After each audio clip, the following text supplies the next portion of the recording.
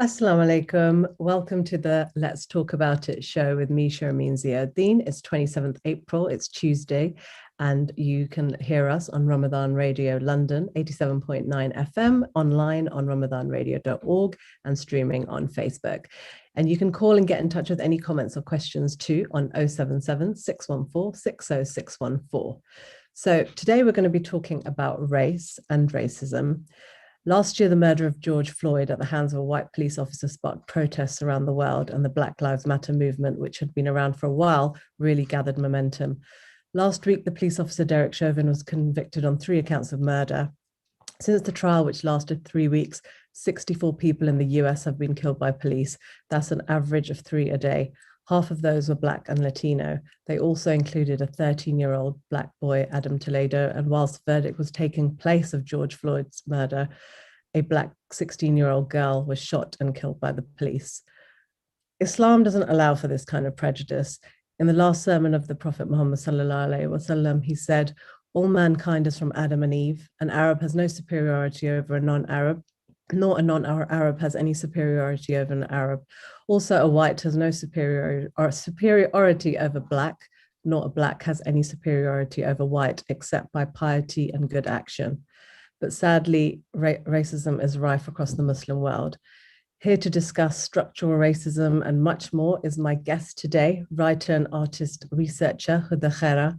Welcome. Assalamu alaikum, Hudda. Walaikum salam wa rahmatullahi wa barakatuh, Sharmeen. Jazakallah khair. Thank you so much for inviting me to talk with you today. Thank you for coming on. I know Ramadan is a busy time for everybody, so I really appreciate your time. Let's start with last week. How did you feel about last week's landmark verdict of George Floyd's murder trial?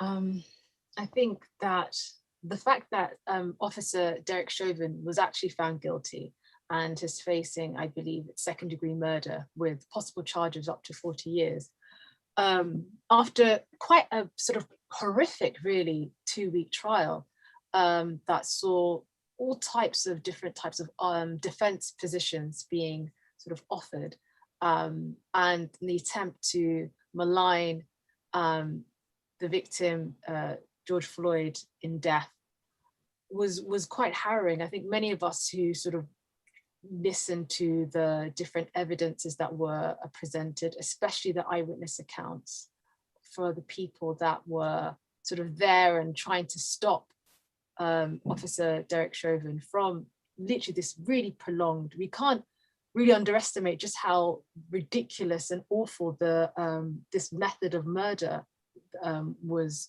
utilized, and the fact that it was filmed and it was broadcast across the world, and so many hundreds and thousands, if not millions, of people watched this, and yet it took a 2-week trial to find Officer Chauvin guilty.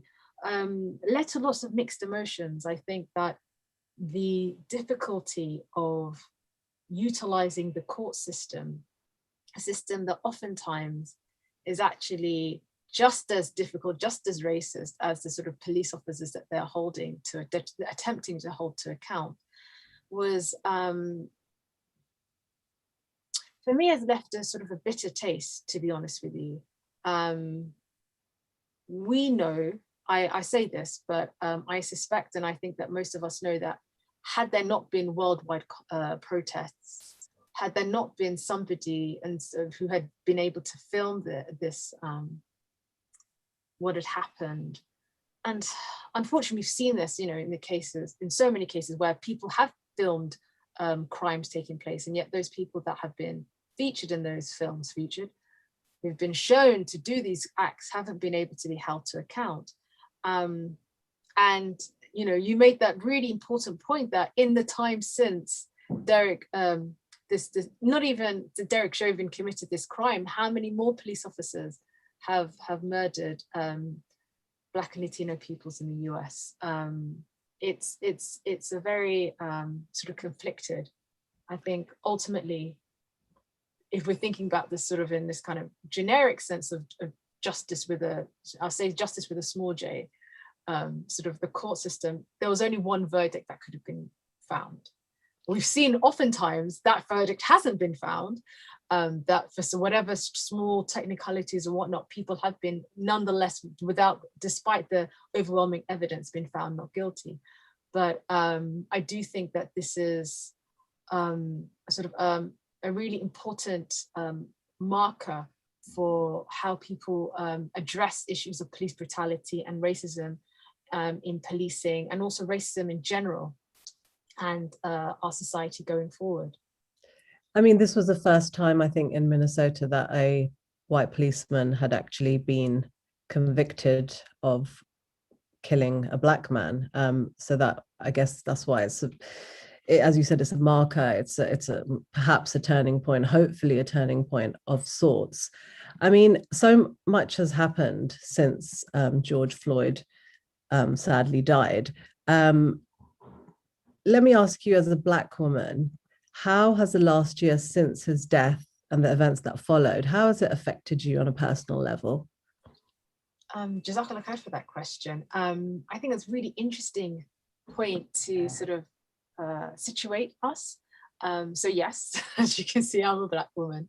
And I think it's really interesting the way that we, in common conversation now, in sort of popular discussions, and when we're thinking about things in our politics, we're really looking at what are our social locations, like how does the world situate us?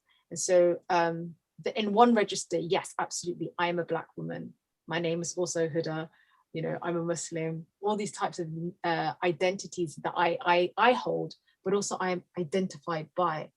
And I think over the last few years, we're hearing an opening up of conversation that thinks about, where do those of us who are gendered female and racialized, either black or whoever racial identity that, you know, your position, how that impacts your life chances.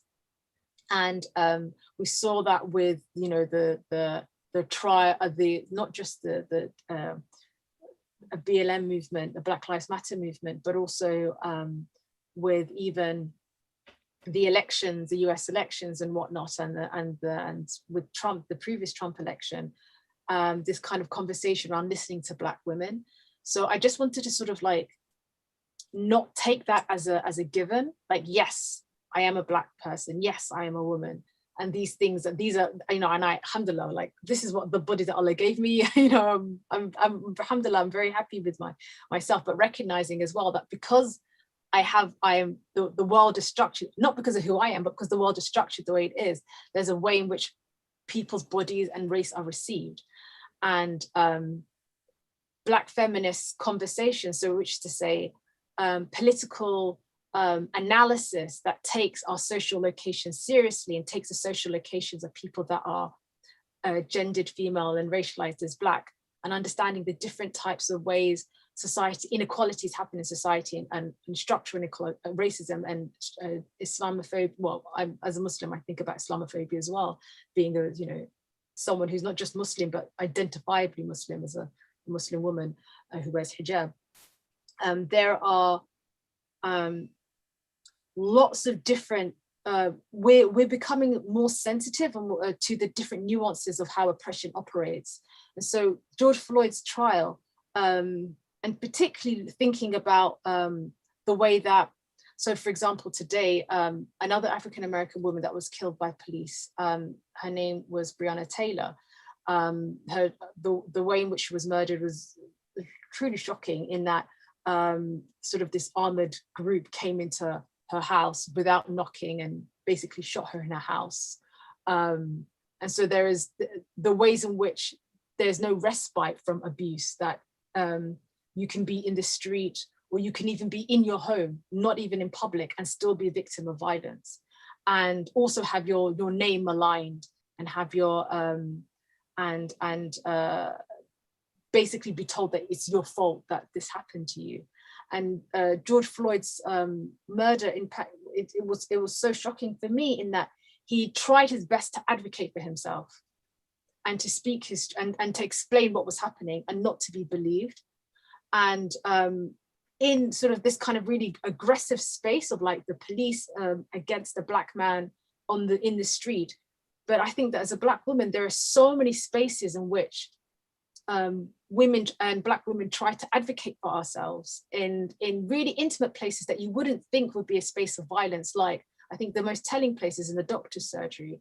There's a recent report that spoke about the number maternal death and maternal injuries in childbirth, and the rates for Black women and women of color in this country to die in maternal, like, this is not I hate this statistic, but you know, there's an analysis between developing nations and developed nations, and the terms of the rates of death in the UK for women of color is analogous to nations that don't have such developed healthcare systems as the UK, and that is racism.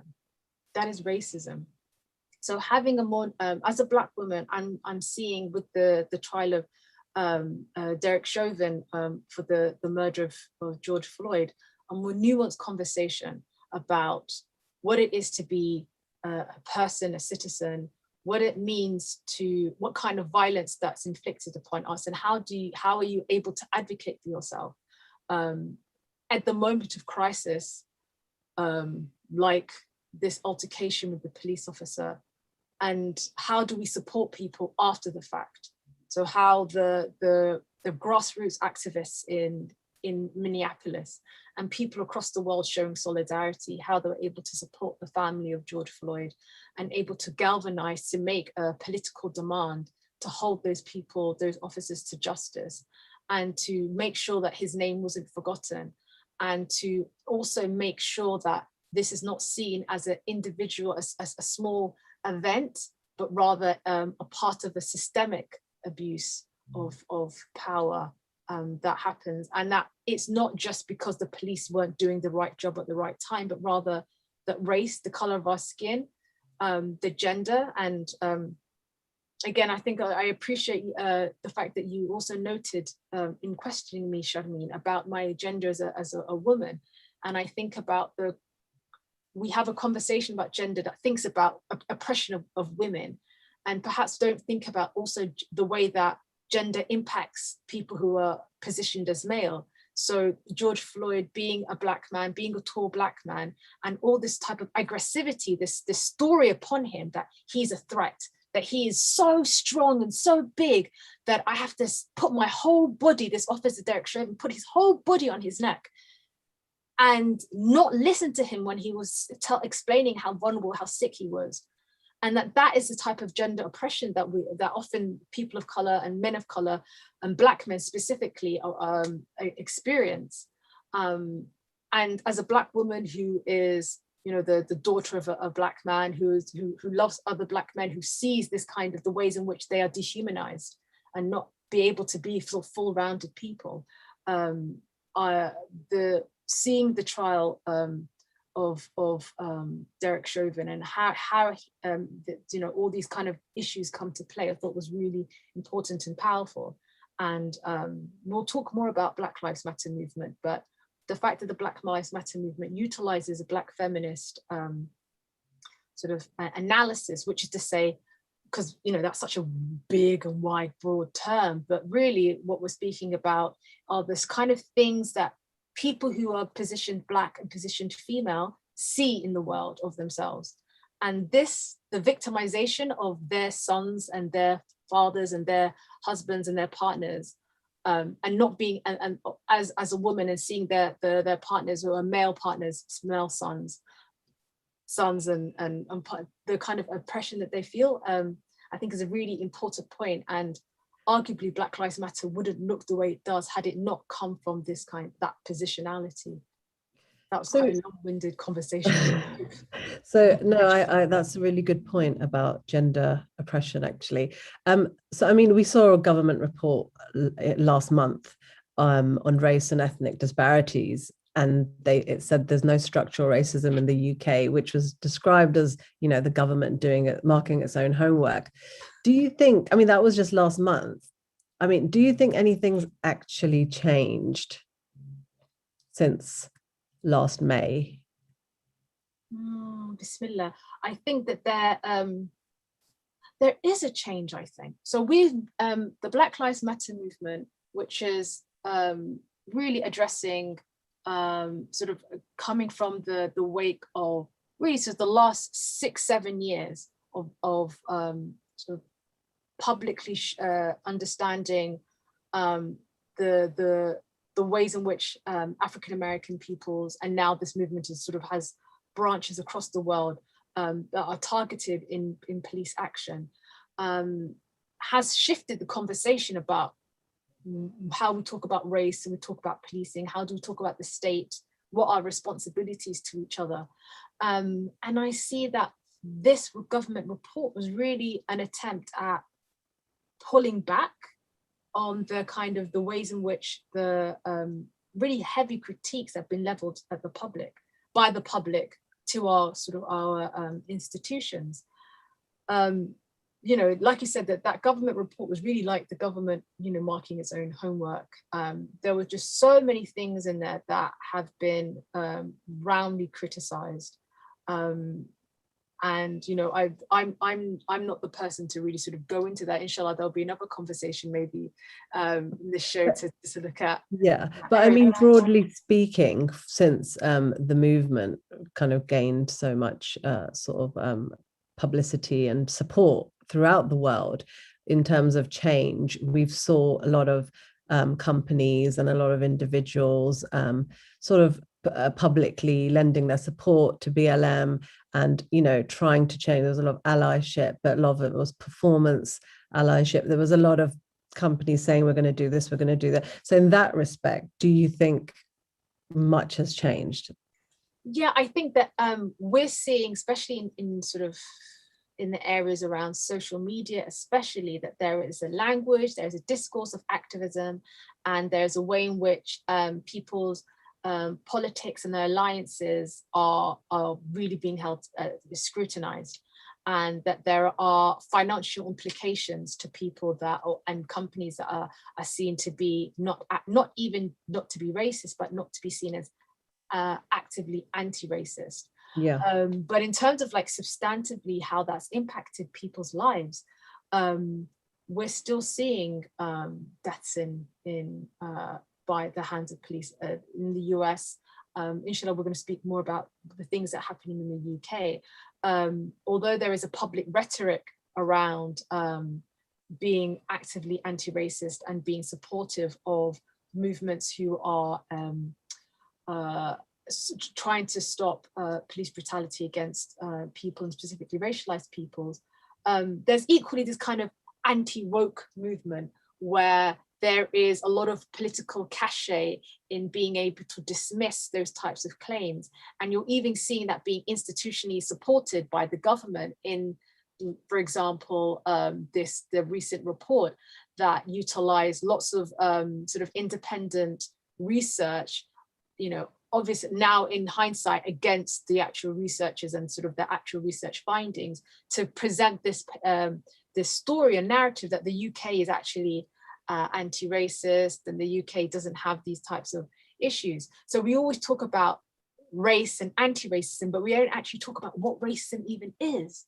What is it that we're talking about? We take for granted that we have these identities as black and white and so on, but these are political constructs that have historical basis behind them, and that they're really speaking about a division of power, and they're talking about who is able to have status in society. And so we're talking about race and anti-racism without thinking about what is the world that race and racism creates. And arguably, you can't think about race without thinking about racism. You started already the session, and as Muslims, I think it's easier for us to think about this in these terms because we're all created beings of Allah, and that there is no hierarchy in Allah's creation, except for those that obey Him and are the best of worshippers. That's the only criterion by which that we can even think about judging people. And even then, it's not for us to judge because you don't know how somebody worships, and so that is how, as Muslims, we're supposed to understand the world. And yet we have this sort of narrative of races, and it's literally in the last, it's such a short amount of time that we can even name white supremacy. sort of this understanding the white European, Anglo-European culture as the best culture, and they have a supreme right over the world. There are people like Cecil Rhodes, who was basically given control of all of Southern Africa, and understood it that it was Britain's mandate as the white race to control and have stewardship over the rest of the world. And this was why, for example, Winston Churchill denied supporting the people of Bengal during the Second World War, and actually created conditions that made millions of people starve, because he thought that these were lower people and that they weren't important. For me, not even for me, I think arguably the positioning of peoples of Africa for enslavement, and that in that process, naming us Black, has set off a hierarchy of peoples, but that actually who have access to humanity, and those who are Black arguably not even given that status of the human. And so much of the activism of Black peoples across the world has been for that basic appreciation, whether it be the abolitionist movement in the US and the civil rights movements headed by figures such as Malcolm X and Martin Luther King, to the anti-apartheid movement, and all across the anti-colonial movements across Africa that try to have African peoples autonomous across the Caribbean, and the kind of activism of people like Claudia Jones, who established the Notting Hill Carnival. So there is a real structure that really, and laws in place created by privy councils and the British courts that ranked people and their access to resources and to be able to travel and all those types of things. And Britain is the sort of this big hot like progenitor, creator of those things. So the kind of things that we see, there's a reason why things in the US resonate for us in the UK, because there is a shared history and a shared understanding and a shared culture behind that. And globalization, technologies, and world trade has meant that these things circle around, and that the things that happen in one place are not outside of things that happen in another place. So the UK having this report that doesn't want to think about historically its relationship to slavery and colonialism, the ways in which immigrant communities from those places that were under British rule and how their relationship with the state today, and the way that Britain's its responsibility to its citizens, that Britain's never seen everybody that's under its control as being equal, arguably, and that although perhaps maybe it's written in law, but actually in sort of every day, whether it be how our communities are financed in resources, in terms of, but specifically, the cutting edge, arguably, is in policing. So how many people feel that the police are there to protect them? And how many people feel that it's their absolute job to make sure that they never have any contact with the police whatsoever, in any way, shape, or form? That if they see a police officer coming one direction, they lock their door and, put the chain on and make sure that they don't see. And if even to the point where if they see somebody from their community that has an issue with the police, that actually that makes them not want to be supportive of that person in the community. And I think the Black Lives Matter movement has really tried to destigmatize that situation whereby people want to, for their own protection, their own safety, want to ignore the kind of abuses that the police are having for fear that will rub off on them, but rather think that if we want to see change in the world, then it's our job to be together in community to support those people who are victims of police brutality or difficult police altercations, and to also make demands to say that actually that's not what we want, this is the type of world that we want instead. And the Met Police have recently got a bit of stick for a number of things that have happened, regarding the Sarah Everard Vigil and lots and other demos and things. So would you say police brutality is an issue that we need to worry about here in the UK?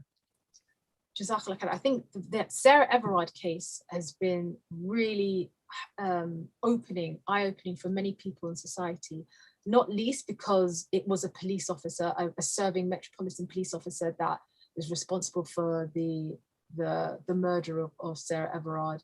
And then the ways in which those people who sought to address that issue come together and seek some sort of collective grieving and mourning were victimized, in which is, you know, ironically very similarly to the way that protesters who people have sought to protest police brutality, and also things like the statues must fall movements in the UK last summer as well, were sort of abused. But because the victims this time were middle-class white women, it was sort of, there was much more sort of a public outrage. I think we are seeing in now people having a better language to translate the abuses of things that are happening already. I think about organizations such as United for Friends and Family Coalition. They were formed in 1997 as a support network for families that had been impacted by police brutality in the UK, and also to hold the police to account.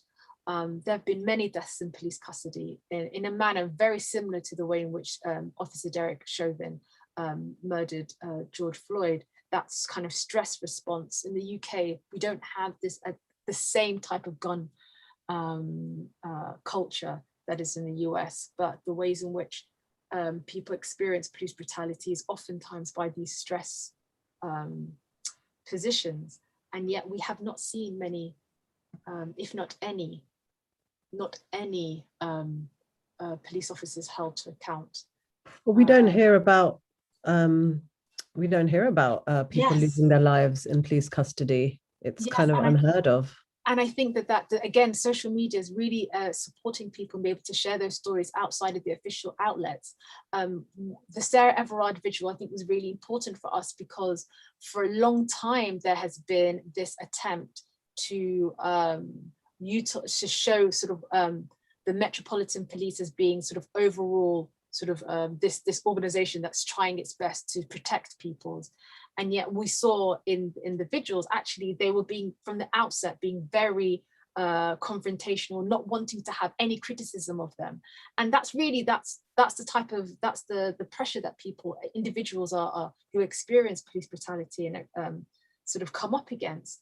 And I think about, especially if perhaps people's personal experience of police brutality, or sort of stop and search, and the kind of the ways in which certain communities are surveilled, if we can't think about that from our racialized positions, we can maybe think about this in terms of the conversation around Islamophobia and the way that over the last 20 years, the police have used these really expansive powers to surveil Muslims, and yet have not faced that much criticism for that. Really egregious crimes that have been committed for the so-called story of security, but really have just destroyed people's lives.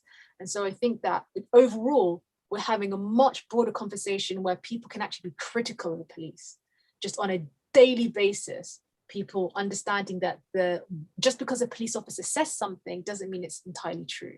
That they have to have, there's a standard of justice and a standard that they have to be held to account for, just as the people that they're questioning have to be held for account. Sorry. No, I was just going to say, I think definitely more so since last year, but yeah, these conversations about, say, police brutality, white supremacy, all these things we don't really talk about that much, colonialism, the slave trade in the UK, they're very much spoken about on social media very openly. And as you said, that is a positive change for sure. It's the beginning of the conversation, right? For listeners who've just joined, you're listening to the Let's Talk About It show with me, Sharmeen Ziaddun, on Ramadan Radio, 87.9 FM, online on ramadanradio.org even, and streaming on Facebook. You can call and get in touch with any comments or questions for Hudda about the topic that we're talking about. You can call 077 614 60614, or just leave some comments or questions in the Facebook video. You can also text on that number. So let's turn the conversation to the Muslim community, because I'm just mindful of the time. So what are the roots of racism in the Muslim world, given that we've got clear instruction from our Nabi Sallallahu Alaihi Wasallam, which I mentioned at the beginning? I mean, as Muslims, we get hung up on small things like how to pray and like how to wear your headscarf properly, but we neglect the oppression that parts of the Black Ummah face. I mean, it's such a massive disparity in certain parts of the world, in the Middle East, you know, that Black people face the racism daily, cultural and otherwise. So, I mean, how do we, I mean, I know it's a big question, but why and how do we get over this? Bismillah, Jazakallah Khair, it's such an important question. And I think that is a really important one as well, to be self-reflective. We can make these criticisms about the United States or even our communities here in the UK, but if we sort of take this word ummah seriously, this community of Muslims seriously, then why is it that we appreciate that we all share the same deen, that we all love Allah, we're all created by Allah, and we have these clear instructions in our religion in respect to equality and how do we treat each other? But how is it that when we think about anti-Black racism, when we think about that we know what that looks like in our own communities? And honestly, it's one of the things I always think about is that the issues that you find in one place are not too dissimilar to what you find in other places, because well, Muslims are not outside of the world. You know, that's a very good point. Yeah, Muslims are not outside of the world. Yes, of course. Yeah. So we live in a world that's structured. I really make this point. I think the world is structured in this understanding that in order to have an in-group, there has to be a group that's outside. And there's a sort of, when we think about this in terms of race, in terms of skin color, and those of Africa, sort of those of us who are Black, you know, and are Black as sort of a name from Africa, that there's this concept of, before we can think of Black, we think about this term of anti-Blackness, which is really the understanding that in order to have this sort of in-group, there has to be an out-group. And the Black, that person that's designated Black, is the out-group. And so in every country, in every community, there are in-groups and out-groups. We know the story of caste in the Indian subcontinent, and actually across the world, there are caste systems. In the UK, we think about this in terms of class, it's sort of landed gentry. There are people, and those people who worked on the land, and there's types of, and in order for you to understand yourself as having rights, you have to think of those people who don't have rights for whatever reason. Islam, arguably, I would say, actually came for us to reorientate ourselves. What's our sense of akram, our sense of honor, and to think about that actually in terms of those people that do service, those people that are of kindness, and understanding that the hierarchy that your cultures might have had are not the ones that Allah has of you. But nonetheless, this is something that we see in the Muslim world. I spoke earlier about the transatlantic slave trade and the ways in which in that space where people were taken from Africa into the New World, the Caribbean and the Americas, that was where this term Black was created, that people had their own name before, their own systems of understanding who each other were and their relations and things like this. And slavery destroys that and sort of reduced that down. Slavery is a term that was also something that happened in the Muslim world and arguably intensified. So there was slavery before Islam and then slavery now to this day. And that people from Africa, so I'm from East Africa, I'm Swahili, that there's an understanding that there are people who come from Africa, have this designation of this, and that all our societies, our structures are really kind of based on who's in the in group and who's in the out group. And globalization, I think, makes skin color the easiest way to identify who's in the out group and who's in the in group. That over centuries and histories, Black means lowly, and to the point where even if you're not darker skinned, you do everything in your power not to be dark skinned. There's a $1 billion beauty industry that tries to change people's features so that they're not given this kind of, they're not associated with darkness, because darkness means to be lower caste, to be outside.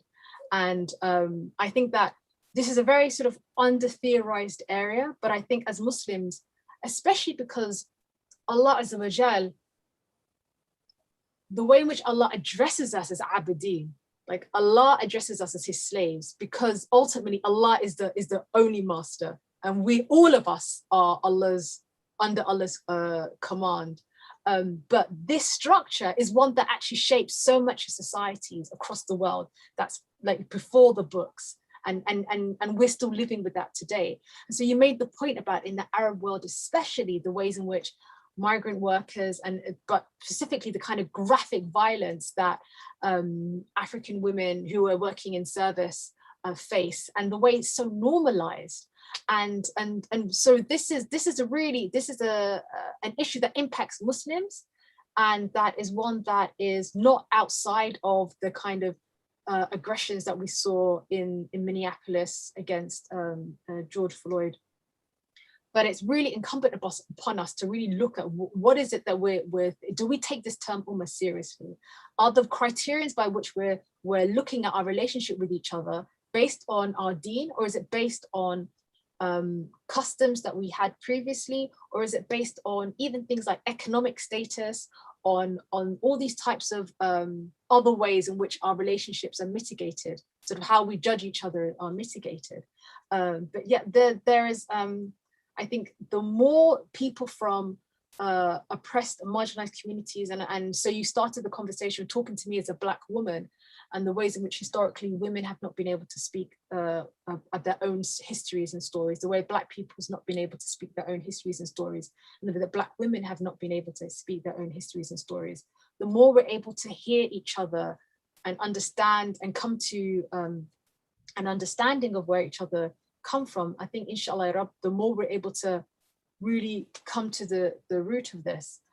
And that's not to say as well that you have to be of that position in order to understand. I think that, again, as speaking as a Muslim person here, if that was the case, then we wouldn't be given revelation. It would just be like, you have this, you have this, you have this. But we as human beings, like, and Ramadan is that time of like transformation, that things, you can do things, you can commit to something, and it can do something, like you can change. And so I think that, especially now in Nifs of Ramadan, like this is an opportunity for us to listen to those people whose voices are not able to, whose voices are not amplified, to make that a chance, to opportunity to try to appreciate other people's perspectives and come towards each other and then really making our actions reflective of the values that we have, inshallah. Yeah, I mean, do you think it's partly due to the fact that we don't know any of our sort of Black Islamic, or say Black African Islamic history? Because I've noticed there's been a revival of Black Muslim history with people like Dr. Bilal Ware, who is amazing. He speaks with such eloquence, and Mustafa Briggs. There's a account I follow on Instagram, Muslim Arc, who just puts out like African Islamic history every like so often, and you're just learning stuff. I mean, has BLM really been a wake-up call for us Muslims, or has it given the opportunity for knowledgeable, scholars of African history to actually, reach us because we were so clueless?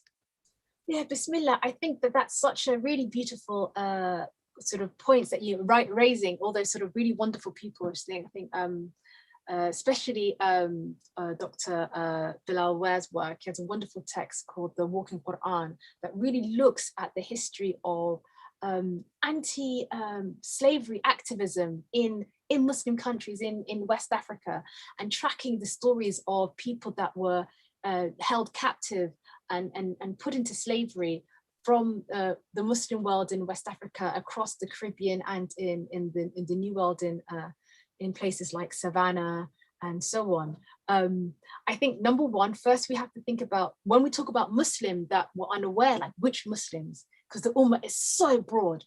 And you think about the story of Malcolm X. There is a whole history of African-American Muslims who've been at the heart of civil rights activism and addressing anti-Black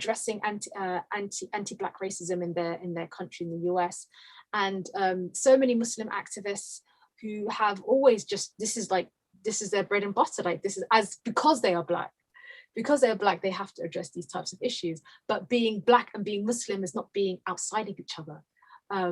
But there is another section of Muslim community who are not racialized as Black, and therefore for a long time haven't seen the issues that happen to Black peoples as being something that really concerns them. Yeah, so that's who I meant. Yeah, no, exactly. I meant no, non-Black Muslims, yeah. Yeah, exactly. And I think that's really, but it's really telling because both are Muslims. And so that your first conversation was correct, that there is understanding that there's an experience, a Muslim experience that isn't race.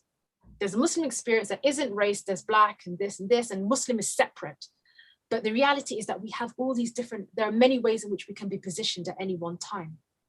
And I think absolutely there is having sort of strong people, strong voices, knowledgeable voices who are able to come with this lens of being Black and Muslim to share sort of a narrative and perspectives about these things, I think is so telling. And I think Black Lives Matter has been a wake-up call for many non-Black Muslims to think about, well, what can I do? How can I support? How can I support my community?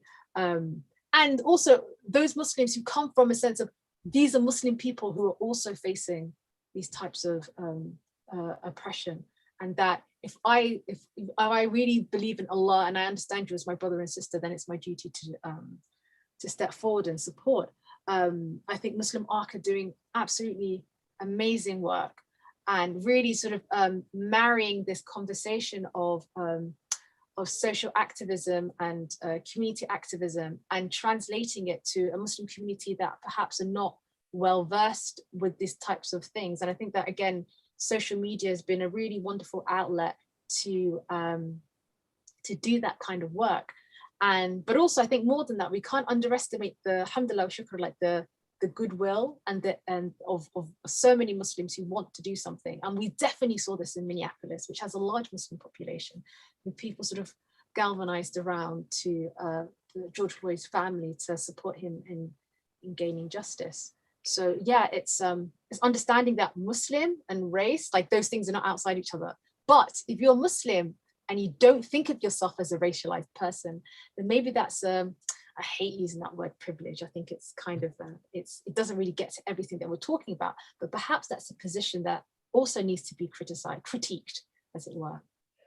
I mean, a lot of things Dr. Bilal Ware has said have resonated with me, like, for example, the whole, social justice. I mean, Islam was based and revealed for justice for all those who were oppressed. And that is such an important aspect of our faith. But I guess because obviously most Muslims in this country are from an immigrant background, and our parents were just so focused on getting on in this country and trying to, deal with the prejudice that they face. They didn't have time to worry about other people's prejudice. But, I think it's really important for Muslims to understand the social justice aspect of it, and how, a lot of people might say, oh yeah, George Floyd, so what? I mean, not so what, but, it doesn't really affect me. He's a random man in a different country. And because we're not Black, we might not be able to relate. Although, to be honest, from the people I know and I've spoken to, they very much care about what's happened. But there are people, I'm sure, in the community who have got other things to worry about. So, I mean, on the point of social justice, it's such an important part of our faith, really. Yes, absolutely. I think that you highlighted so many issues there. So number one, the majority of Muslims who are living in this country are from the South Asian diaspora, and they've come to this country as migrant workers who really, subhanAllah, wanted to basically make a life for themselves here, but also never gave up their own country and their own sort of like support. And so the UK has always had this type of thing where it's like, this kind of cricket test, like you have to have your loyalty to the UK. Otherwise, even though people are so involved in their back home, even that term back home. So then to make, I hate that term back home. Yeah, because home is wherever you are. For me, it's not back home. This is my home. Yeah. Yeah, home is wherever you are. And you can have many homes. You can be connected to other countries, but also you have a right to live, and have full access to everything that this country has to offer, supposedly this country has to offer. And we're seeing, as the generations go on, you're seeing people making more public demands, that there are inequalities and experiences that people did not accept. And, actually, to be honest, especially if you look at the history of trade union work, so many people of color, particularly in the South Asian communities, who were active in ensuring labor rights for and to address really concerted campaigns of violent racism from groups like the National Front. I'm working in an organization that's based in East London, and the work that Bengali community specifically had to address systemic racism that they faced not just by the police and by sort of far-right hooligans, but also in schools and housing and all those types of things. That this is actually has always been the case, that people have tried to make address state power in this way.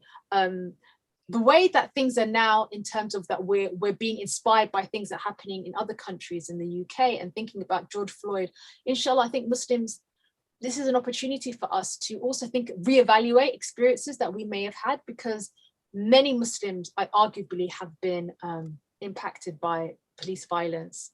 And maybe now we've got a different language to talk about that, inshallah. You know what, Hudda, we could go on for a long time, but we have to stop now because the next show is due on. So I'm really sorry about that, to cut you short, but thank you so much for joining, and we can have this conversation again, maybe next year, inshallah. But yeah, we're going to have to leave it there. So thank you for everybody who's listening, and thank you to Hudda for coming on to our show. You're listening to me, Sharmeen Ziaddun, on the Let's Talk About It show. Until next time, Assalamu alaikum, rahmatullahi wa barakatuhu.